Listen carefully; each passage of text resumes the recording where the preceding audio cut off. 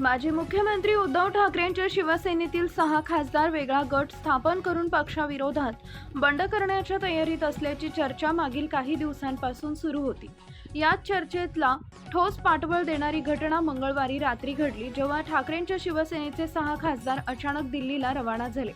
या खासदारांनी दिल्लीला प्रस्थान केल्याचं समोर आल्यानंतर ठाकरेंच्या पक्षानं लगेच लोकसभेचे अध्यक्ष ओम बिर्लांना पत्र लिहून आमच्या पक्षातून बाहेर पडणाऱ्या कोणत्याही गटाला मान्यता देऊ नये अशी मागणी केली।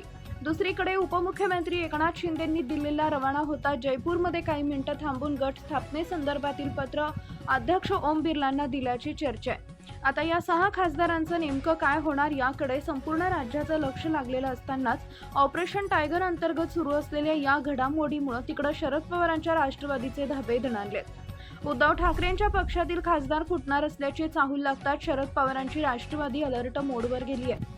शरद पवारांच्या पक्षाकडून तातडीने आपल्या खासदारांशी संपर्क साधण्यात आला।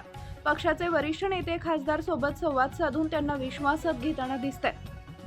पुढील काही दिवसांमध्ये एका बैठकीचं आयोजन करण्यात येणार असून या बैठकीमध्ये सर्व खासदारांनी पक्षाच्या वरिष्ठांकडून संवाद साधला जाणार असल्याची माहिती सूत्रांनी दिली आहे। राष्ट्रवादीच्या या संभाव्य बैठकीची तारीख अजून निश्चित झालेली नाही, तरी ठाकरेंचे खासदार ज्या पद्धतीने रातोरात गायब झाले ते पाहून शरद पवार एनसीपी पार्टीच्या नेत्यांनी धसका घेतला आहे। ऑपरेशन टायगर बरोबरच राज्याच्या राजकारणामध्ये मागील काही दिवसांपासून दबक्या आवाजामध्ये ऑपरेशन तुतारीची चर्चा होती।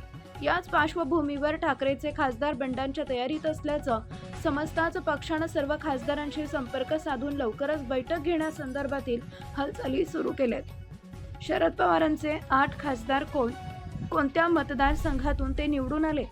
सुप्रिया सुळे बारामती, अमर शरद काळ वर्धा, भास्कर भगरे दिंडोरी, सुरेश म्हात्रे बाळ्यामामा भिवंडी, निलेश लंके अहिल्यानगर, डॉक्टर अमोल कोल्हे शिरूर, धैर्यशील मोहिते पाटील माढा, बजरंग सोनवणे बीड। लाईक करा, शेअर करा, सबस्क्राईब करा आणि बेल आयकॉन प्रेस करा।